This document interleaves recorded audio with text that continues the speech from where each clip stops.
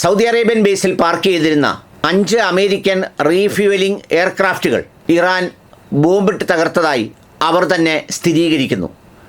പരിക്ക് അത്ര സാരമായതല്ലെന്നും ആളപായമുണ്ടായിട്ടില്ലെന്നുമാണ് റിപ്പോർട്ട് ചെയ്യുന്നത്.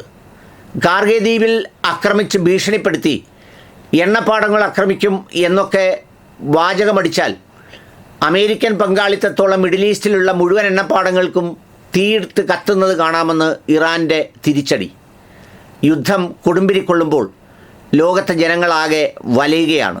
LPG ക്ഷാമവും നമ്മുടെ രാജ്യത്ത് രൂപയുടെ മൂല്യം ഇടിവും അതുകൂടാതെ മറ്റ് അനേകം ബാധ്യതകളും ഒക്കെയാണ് ഇപ്പോൾ ഓരോ നിമിഷവും സംഭവിച്ചുകൊണ്ടിരിക്കുന്നത്.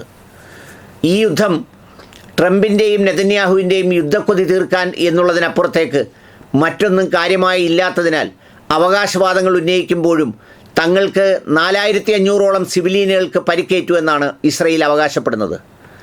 ഒരു യുദ്ധത്തിൽ ആദ്യമായാണ് ഇത്രയും ഒരു കാര്യമെങ്കിലും ഇസ്രയേൽ സമ്മതിക്കുന്നത്.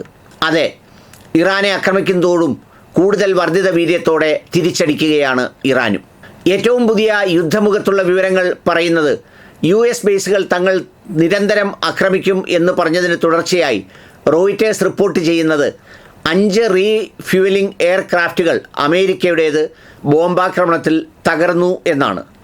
റീഫ്യൂവലിംഗ് എയർക്രാഫ്റ്റുകൾ എന്താണെന്ന് വെച്ചാൽ എയർ മിഡ്വേയിൽ വെച്ച് യുദ്ധത്തിന് പോകുന്ന വിമാനങ്ങൾക്ക് ഇന്ധനം നിറയ്ക്കുന്ന അതിന് കപ്പാസിറ്റിയുള്ള അമേരിക്കയുടെ സവിശേഷമായ വിമാനമാണ് ഈ റീഫ്യൂവലിംഗ് എയർക്രാഫ്റ്റുകൾ. അത് 5 എണ്ണം തകർക്കപ്പെട്ടു എന്നുള്ളത് അമേരിക്കയും സമ്മതിക്കുന്നുണ്ട്. എന്നാൽ ആ തകർത്തത് സാരമുള്ളതല്ലെന്നും അതിൽ യാതൊരുവിധമായ കേടുപാടുകൾ സംഭവിച്ചതിനപ്പുറത്ത് മറ്റ് ആൾനാശമൊന്നും ഉണ്ടായിട്ടില്ലെന്നുമാണ് അമേരിക്ക അവകാശപ്പെടുന്നത്.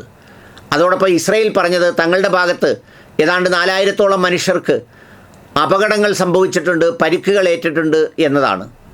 അതിനപ്പുറത്തേക്ക് അതിൻ്റെ നാശനഷ്ടങ്ങളെ അംഗീകരിക്കാൻ ഇസ്രയേൽ തയ്യാറല്ല.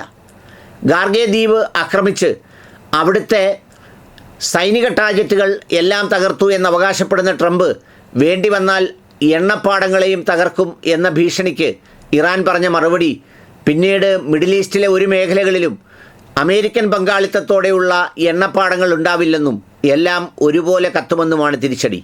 തങ്ങൾക്ക് ഇറാൻ്റെ പവർ സിസ്റ്റം തകർക്കാൻ കേവലം 3 മണിക്കൂർ മതി എന്ന് പറഞ്ഞപ്പോൾ പിന്നെ ചുറ്റുപാടുകളാകെ ഈ മേഖലയിൽ ഇരുട്ടിലായിരിക്കുമെന്ന് ഇറാൻ മറുപടി നൽകുന്നു.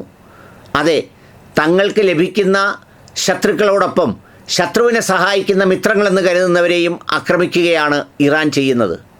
അതിൻ്റെ ന്യായാന്യായങ്ങൾ ഒരു വശത്ത് നടക്കുമ്പോഴും കത്തിപ്പടരുന്ന യുദ്ധം മനുഷ്യജീവിതം ദുസ്സഹമാക്കുകയാണ്, അക്ഷരാർത്ഥത്തിൽ ദുസ്സഹമാക്കുന്നു.